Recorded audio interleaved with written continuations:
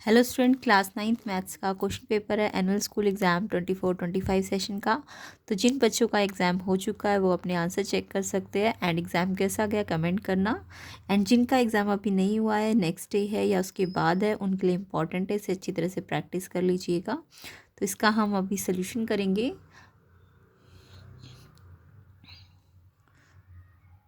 तो सबसे पहले इसके सेक्शन ए को देखते हैं। तो सेक्शन ए में आपको गिवन था क्वेश्चन 1 कि 1-2 सोल्यूशन है इक्वेशन का x+3y=p। आपको p फाइंड करना था। तो ऐसे क्वेश्चन मैंने सारे कराए हुए थे प्लेलिस्ट के अंदर, जिन जिन ने प्रैक्टिस की थी प्लेलिस्ट में से। तो मोस्टली क्वेश्चन सब उसमें से ही आए हुए हैं। तो आई होप सबने किया हो। तो जिसका एग्ज़ाम अभी नहीं हुआ प्लेलिस्ट को ज़रूर चेक कर लेना, 3 to 4 क्वेश्चन पेपर्स एंड साथ में ये क्वेश्चन पेपर ज़रूर सॉल्व करना। तो x+3y p के इक्वल है और एक्स वाई आपको गिवन है 1-2 सॉल्यूशन का मतलब एक्स वाई की वैल्यू दी है। तो देखिए एक्स वाई की वैल्यू दी हुई है आपको, सोल्यूशन का मतलब ये एक्स वाई की वैल्यू है। तो x1 है y2 है, हमेशा x पहले होता है y बाद में होता है। तो x1 है और y2 है, तो x की 1 वैल्यू है, y की 2 है। आपको इस इक्वेशन में x और y के प्लेस में ये वैल्यूज़ रखनी है। तो x की जगह 1 रखा, प्लस 3y आपस में मल्टीप्लाई हो रहा है, तो 3 एज इट इज़, y कितना है 2 एंड आपस में मल्टीप्लाई, पहले मल्टीप्लाई करो 3 2 जा 6 एंड फिर 1 प्लस करो तो 6 और 1 7। तो p की वैल्यू 7 आ जाएगी। तो किस किस बच्चे का आंसर p 7 आया है उनका बिल्कुल ठीक है, ऑप्शन सी बिल्कुल ठीक है। कमेंट करके बताना किस किस बच्चे का ये आंसर आया है। तो इस टाइप के क्वेश्चन बहुत सारे कराए हुए थे, तो सी ऑप्शन 7 इसका करेक्ट आंसर है। नेक्स्ट क्वेश्चन देखेंगे। नेक्स्ट क्वेश्चन है the coefficient of x square in the polynomial. इस पॉलिनोमियल में आपको एक्स स्क्वायर का कोफिशिएंट बोला है। तो पॉलिनोमियल ऑलरेडी सिंप्लीफाइड है, कुछ सिंप्लीफाई करने की ज़रूरत नहीं है। तो आपको एक्स स्क्वायर का कोफिशिएंट पूछा गया है। तो एक्स स्क्वायर का कोफिशिएंट का मतलब एक्स स्क्वायर वाली टर्म ढूंढो। इसमें से एक्स स्क्वायर वाली टर्म कौन सी है, ये कि ये, तो ये वाली टर्म जो है एक्स स्क्वायर वाली टर्म है ना। तो इस एक्स स्क्वायर वाली टर्म में एक्स स्क्वायर को आप हटाओ, क्योंकि कोफिशिएंट एक्स स्क्वायर का पूछा है, तो एक्स स्क्वायर को हटा दो तो बचा कितना 2 है ना प्लस का। तो 2 इसका कोफिशिएंट हो जाएगा। ऑप्शन ए इसका करेक्ट आंसर है। किस किस बच्चे का आंसर ऑप्शन ए आया है 2 बिल्कुल ठीक है, कमेंट करके ज़रूर बताना। नेक्स्ट क्वेश्चन देखिए, दो गिवन ट्राइंगल्स है ए बी सी और एक एक्स वाई जेड। आपको बोला है कि ये कॉन्ग्रेंट है और देखो ऐसे करके इन्होंने सिंबल भी बना रखा है। ये वाला साइड इसके बराबर है, यानी बी सी आपका वाई जेड के बराबर है। और आपको डबल कट लगा रखा है इसमें, यानी कि ए सी आपका एक्स जेड के बराबर है। और साथ में ये एंगल बी और वाई 90-90 है ना। तो यस, ये कैसे है, ये कॉन्ग्रेंट ट्राइंगल है। इनमें इन्होंने बोल दिया ये कॉन्ग्रेंट है, तो ये 90-90। और नाम भी देखो इन्होंने पहले से लिख के दे दिए, ए बी सी और एक्स वाई जेड, यानी इसकी ए बी एक्स वाई के इक्वल है, वो हमें दिख भी रहा है। ए बी एक्स वाई के इक्वल है। बी सी साइड जो है वाई जेड के इक्वल है, बी सी वाई जेड के इक्वल है। सिंगल कट है ना और यहाँ डबल कट है, तो ए सी और एक्स जेड इक्वल है। ये गिवन भी है, इन्होंने ट्राइंगल कॉन्ग्रेंट बोल भी रखे हैं। तो अगर ट्राइंगल कॉन्ग्रेंट है,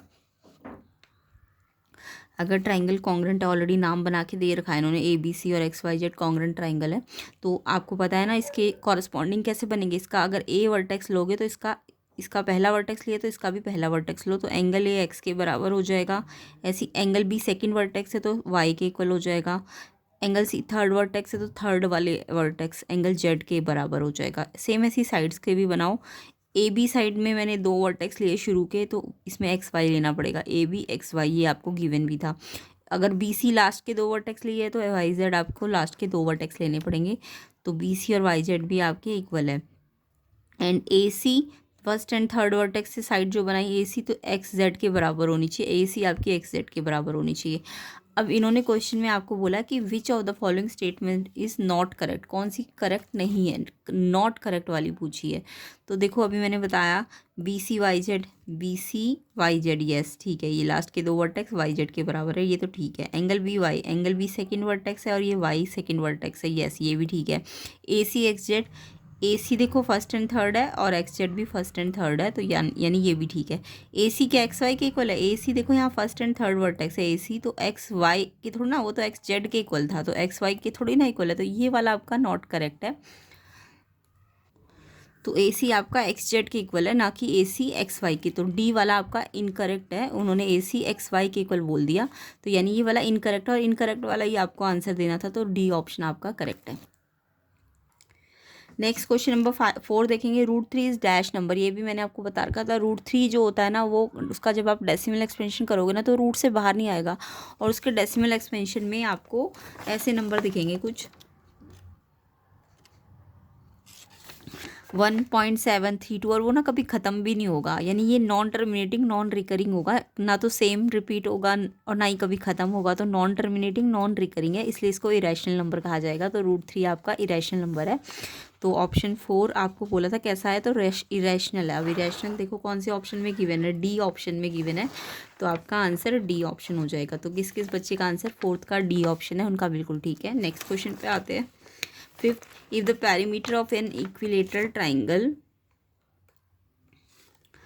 180 है, तो आपको एरिया निकालना था। ये वाला क्वेश्चन भी मैंने प्लेलिस्ट में करा रखा था कि पेरीमीटर इक्विलेटरल ट्राइंगल का 180 और एरिया कैसे निकालेंगे। तो इसमें आपको पहले पेरीमीटर का फॉर्मूला लगाना है इक्विलेटरल का। तो देखो पेरीमीटर ऑफ इक्विलेटर का मतलब समझ गए, जिसमें तीनों साइड इक्वल हो, ये वाली साइड, ये वाली साइड, ये वाली साइड, तो साइड साइड साइड, तो पेरीमीटर क्या होगा, side plus side plus side, यानी 3 इंटू साइड हो जाएगा।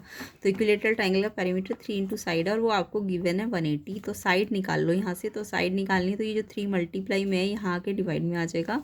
तो साइड आपकी 3 से इसको काटो, 60 सेंटीमीटर आ गई। अब आपको एरिया ऑफ इक्विलेटरल ट्राइंगल का भी फॉर्मूला आना चाहिए। ये फॉर्मूला होता है इक्विलेटरल ट्राइंगल का अगर एरिया निकालना है, √3/4 इंटू साइड का स्क्वायर। √3/4 साइड कितनी आई है आपकी, 60 आई है ना, तो साइड का स्क्वायर है, तो 60 को 2 बार लिखना पड़ेगा मल्टीप्लाई में, और फिर 4 से 60 कट जाएगा 15 पे, ऊपर नीचे कट जाता है। अब 50 और 60 मल्टीप्लाई कर लो 900, और ये नंबर तो नंबर से मल्टीप्लाई होगा, रूट के अंदर थोड़ी ना मल्टीप्लाई होगा, तो ये रूट वाला एज इट इज़ लिखोगे। तो 900 √3 सेंटीमीटर स्क्वायर इसका एरिया आ जाएगा इक्विलेटरल का। ऑप्शन बी आंसर है। किस किस बच्चे ने ऑप्शन बी पे टिक किया है, बिल्कुल ठीक है उनका। तो इसका आंसर 900 √3 सेंटीमीटर स्क्वायर आएगा। ऑप्शन बी इसका करेक्ट है। नेक्स्ट क्वेश्चन, एक एंगल इक्वल है सप्लीमेंट के, तो एंगल कौन सा होगा। तो यहाँ पे एंगल अपने सप्लीमेंट के ही इक्वल है, यानी कि अगर एक एंगल एक्स है तो उसका सप्लीमेंट, एक एंगल एक्स है तो उसका सप्लीमेंट भी एक्स ही बोला है इन्होंने, और सप्लीमेंट है ये दोनों, तो इनका सम कितना होना चाहिए 180। अगर सप्लीमेंट बोले तो 180, अगर कॉम्प्लीमेंट बोलते तो इनका सम 90 होता है ना। दो एंगल का सम 90 होगा कॉम्प्लीमेंट, दो एंगल का सम 180 होगा तो सप्लीमेंट। तो एक्स है, दूसरा भी एक्स है, और इनका सप्लीमेंट है, यानी ये दोनों का ऐड करके 180 आना चाहिए। अब इसे सॉल्व करो, एक्स एक्स 2x 180, तो एक्स निकालना है, तो 2 मल्टीप्लाई में डिवाइड में आ गया, 2 से कट गया 90 पे, तो 90 डिग्री आंसर है ऑप्शन बी। तो ऑप्शन बी किस किस बच्चे ने टिक किया है, उनका बिल्कुल ठीक आंसर है।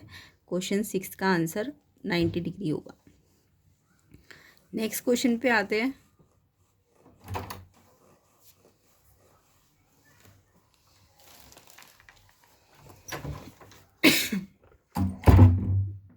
क्वेश्चन 7 देखिए, the point 9 - 7 lies in which of the following quadrant, 9 और -7। तो यहाँ पे 9 - 7, 9 - 7 का मतलब 9 प्लस का है, और -7 आपका माइनस का है ना। तो प्लस माइनस देखो क्वाड्रेंट बताए थे आपको, फर्स्ट क्वाड्रेंट प्लस प्लस होता है, सेकंड क्वाड्रेंट में एक्स तो आपका माइनस में होता है और वाई प्लस में होता है। हमेशा पहले एक्स लिखते हैं बाद में वाई, तो एक्स वाला तो नेगेटिव है ना, और वाई वाला पॉजिटिव है, तो सेकंड क्वाड्रेंट आपका माइनस प्लस होता है। थर्ड क्वाड्रेंट में देखो एक्स भी नेगेटिव है और वाई भी नेगेटिव है, तो यानी माइनस माइनस होता है। और फोर्थ क्वाड्रेंट में आपका बताया था एक्स तो प्लस का होता है, पहले एक्स वाला लिखना चाहिए, एक्स प्लस का और वाई माइनस का, तो आपका प्लस माइनस है ना ये, तो फोर्थ क्वाड्रेंट होगा डी ऑप्शन। तो ऑप्शन डी इसका आंसर है। तो ये तो सभी को आता होगा, डी ऑप्शन करेक्ट आंसर है। नेक्स्ट क्वेश्चन देखो, in triangle PRS QPT the common angle, तो PRS और QPT में कौन सा एंगल है जो दोनों में आ रहा है, तो ध्यान से देखो, PRS और QPT P दोनों में आ रहा है ना, तो एंगल P कॉमन है, तो एंगल P ऑप्शन बी इसका करेक्ट आंसर है। क्वेश्चन 9 को देखेंगे। क्वेश्चन 9 में आपको बोला number of Euclid axiom are, Euclid के कितने एक्सियम है, तो आपने पढ़ा होगा यूक्लिड के 5 एक्सियम, स्टेटमेंट वाइज पढ़े थे ना, 5 होते हैं यूक्लिड के एक्सियम, तो ए ऑप्शन इसका 5 आंसर होगा। ऑप्शन ए 5 करेक्ट आंसर है। यूक्लिड के कितने एक्सियम होते हैं, 5 एक्सियम होते हैं, ए ऑप्शन करेक्ट है। नेक्स्ट क्वेश्चन है for polynomial P x x cube plus one the value of P minus one कितना होगा। तो यहाँ पे आपको पी एक्स क्या दिया हुआ है, पी एक्स दिया हुआ है एक्स क्यूब प्लस वन, ठीक है, एक्स क्यूब प्लस वन। तो एक्स अब आपको पी माइनस वन का मतलब क्या है, पी माइनस वन का मतलब जहाँ एक्स है ना वहाँ पे आपको माइनस वन रखना है। तो यहाँ जहाँ जहाँ एक्स है वहाँ माइनस वन रखो। तो एक्स की जगह माइनस वन रखा, इस पर क्यूब पावर है तो इस पर क्यूब पावर प्लस का वन। और माइनस वन को कितनी बार भी खोलो, वन को कितनी बार भी खोलो, कितनी भी पावर हो आंसर तो वन आता है। बस ये याद रखना जब ऑड पावर होती है, अगर ऑड पावर होती है, ऑड पावर, तो जो माइनस वन होता है वो प्लस में आया, सॉरी माइनस में आता है। और अगर इवन पावर होती है तो वन प्लस का आता है, ठीक है। तो माइनस वन या वन में कितनी भी पावर हो आंसर वन आएगा, बट ऑड पावर है तो माइनस में आएगा, इवन पावर है तो प्लस में आएगा। तो ये माइनस वन पे तीन पावर है तो इसलिए माइनस में आएगा क्योंकि ऑड पावर है, एंड ये प्लस का वन। अब ये से कट गया तो आंसर ज़ीरो है, ऑप्शन डी इसका करेक्ट है। तो ऑप्शन डी किस किस बच्चे ने टिक किया है, उनका बिल्कुल ठीक है, ज़ीरो।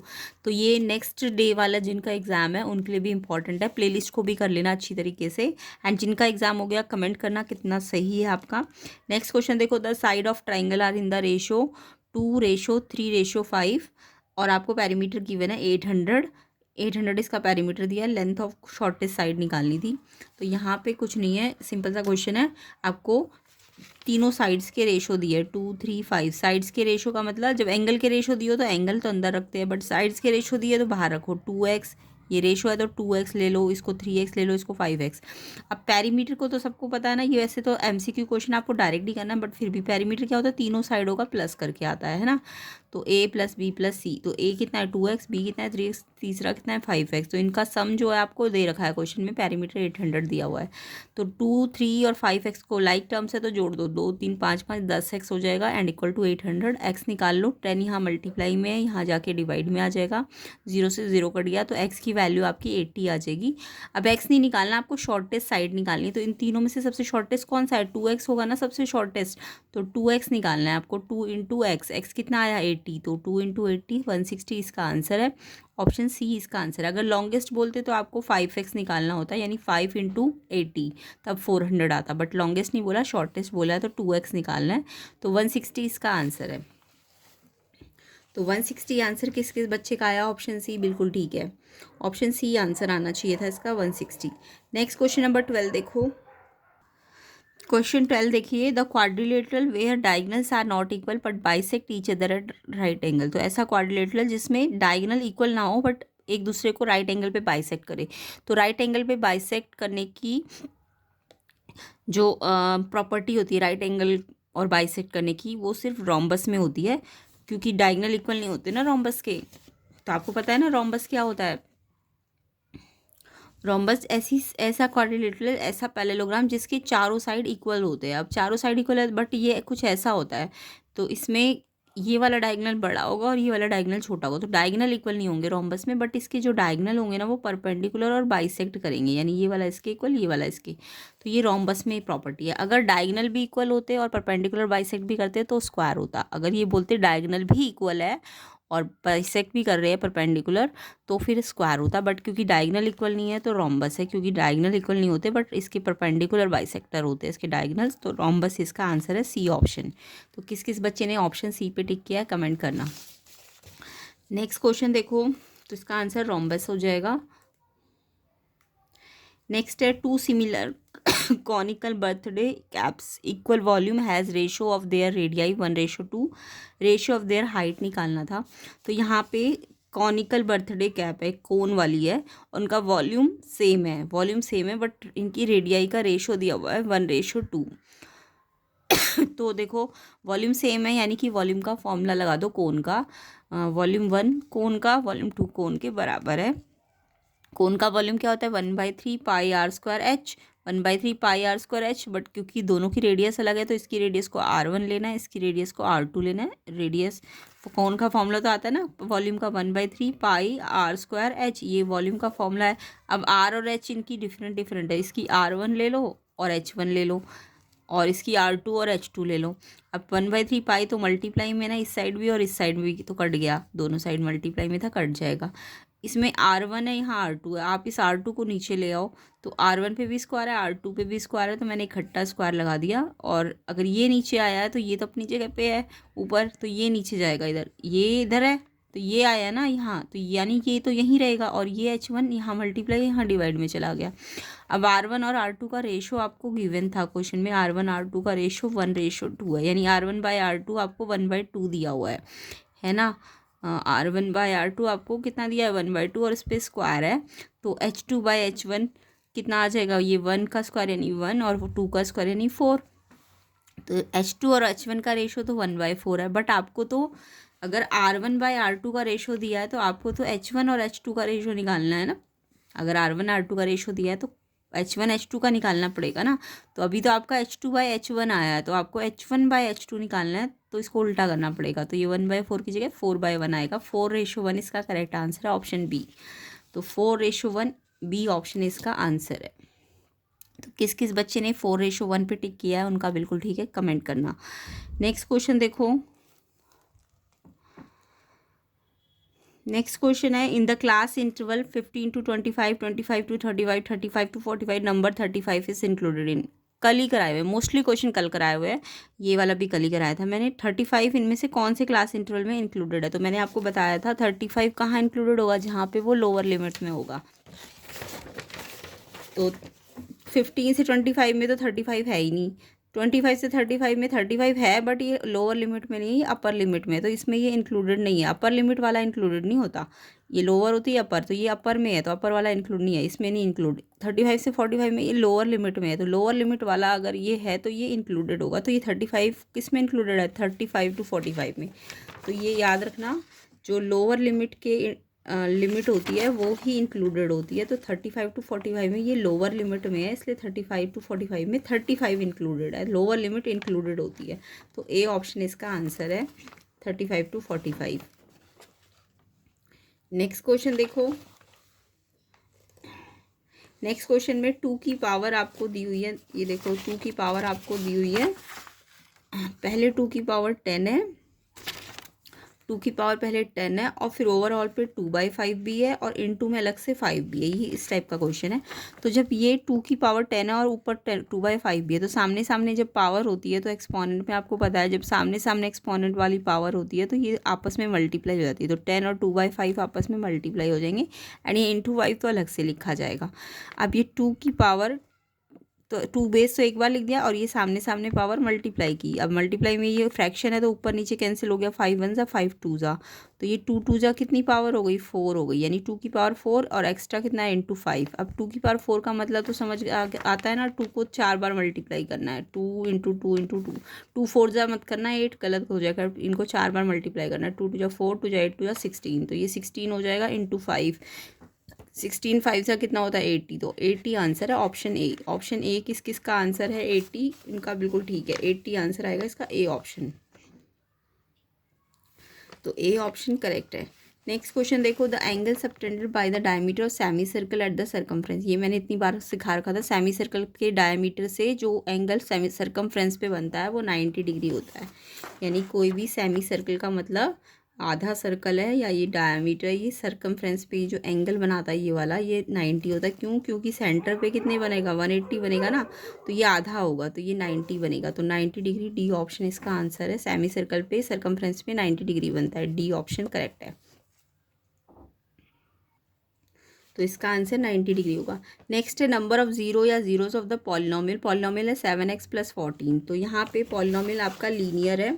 कैसा पॉलिनोमियल है ये पॉलिनोमियल 7x + 14 ये आपका लीनियर पॉलिनोमियल है। लीनियर पॉलिनोमियल जब ax + b, यानी जिसमें x की मैक्सिमम पावर 1 होती है, तो ax + b टाइप में जो भी होता है वो लीनियर पॉलिनोमियल होता है। इसके नंबर ऑफ जीरो ना 1 होते हैं, क्योंकि इसकी डिग्री 1 होती है ना, डिग्री का मतलब इसकी मैक्सिमम पावर 1 होती है, x की मैक्सिमम पावर 1 है, इसमें लीनियर है ये, x की मैक्सिमम पावर 1 है, तो इसकी डिग्री 1 है, और इसका जीरो भी नंबर 1 होता है, तो डी ऑप्शन इसका आंसर है। क्वाड्रेटिक होता तो इसकी नंबर ऑफ जीरो 2 होते।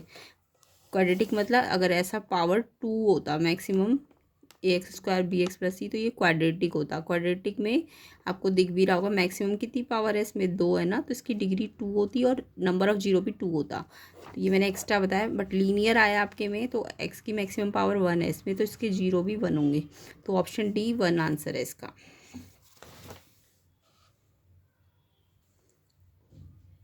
तो यहाँ पे डी ऑप्शन आपका करेक्ट है, 1।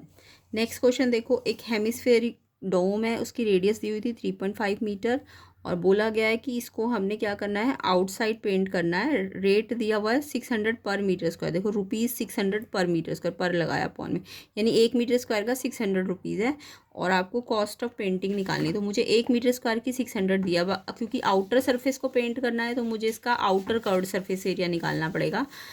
तो आउटर कर्व्ड सरफेस एरिया का फॉर्मूला लगा दो हेमिस्फेयर के लिए। कर्व्ड सरफेस एरिया हेमिस्फेयर का होता है 2πr², और ये आपको रेडियस दी हुई है क्वेश्चन में 3.5, और स्क्वायर पे है तो 2 बार रेडियस लिखनी पड़ेगी। 2 × पाई की वैल्यू 22/7, 7 से कट गया 35, 7 5 जा, और 1 के बाद डेसिमल था ना, तो यहाँ भी 1 के बाद डेसिमल लग गया।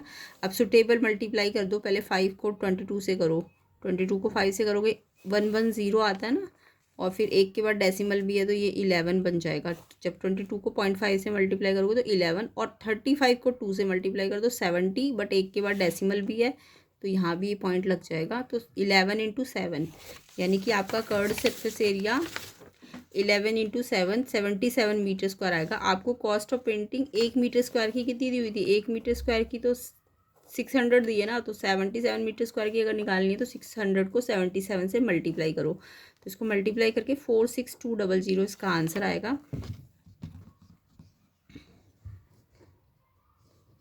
तो 46200 ऑप्शन ए इसका आंसर है। 46200 ऑप्शन ए करेक्ट आंसर है। किस किस बच्चे ने ऑप्शन ए पे टिक किया है 46200, बिल्कुल ठीक है, ए ऑप्शन आंसर होगा। नेक्स्ट क्वेश्चन देखो, नेक्स्ट क्वेश्चन आपका एजर्शन रीज़न है, ये हम नेक्स्ट पार्ट में कवर करेंगे। तो नेक्स्ट पार्ट में आपको एजर्शन रीज़न और इसके section B, section C, section D सारे आंसर्स मिल जाएंगे। तो जिसके लिए आपको वीडियो को ज़्यादा से ज़्यादा शेयर करना है, ज़्यादा से ज़्यादा लाइक करना है। 1000 लाइक जल्दी जल्दी कर दो, आपको सेक्शन बी सी डी जल्दी जल्दी मिल जाएगा। तो ये सारे इसके क्वेश्चंस थे। आई होप सबका एग्ज़ाम अच्छा गया हो। कमेंट करना कैसा गया है एग्ज़ाम। तो ये सारे क्वेश्चंस के सॉल्यूशन मिलेंगे आपको, जल्दी जल्दी इसको 1000 लाइक जल्दी जल्दी कर दो। तो आपको तुरंत का तुरंत इसका सॉल्यूशन मिल जाएगा। नेक्स्ट डे वालों के लिए हेल्पफुल है ये क्वेश्चन पेपर भी, और साथ ही साथ प्लेलिस्ट को भी चेक कर लेना। तो ये सारे क्वेश्चंस के आंसर कर लेंगे। कमेंट कीजिए कैसा गया एग्ज़ाम। ये आपका इसमें क्या आया, ये इसमें बनाना था आपको, पॉलीगन बनाना था, यानी फ्रीक्वेंसी पॉलीगन बनाने थे। सेम ग्राफ में 2 पॉलीगन बनाने को आए थे, तो क्लास मार्क्स निकालने थे, फिर पॉलीगन बनाने थे आपको। या फिर ऑप्शन वाले में इसमें आपको बनाना था, इसमें हिस्टोग्राम बनाना है, तो ये वाला ज़्यादा इजी था हिस्टोग्राम बनाना। तो आई होप हिस्टोग्राम बनाया होगा लोग, क्योंकि 2 पॉलीगन तो टाइम लग जाएगा ना बनाने में।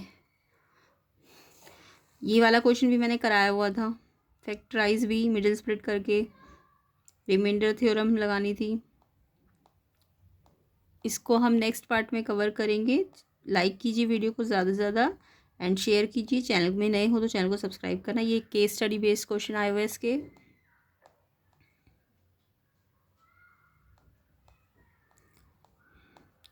तो जिनके एग्ज़ाम अभी नहीं हुए उनके लिए प्लेलिस्ट बनी हुई है, उन्हें अच्छी तरह से प्रैक्टिस कर लेना।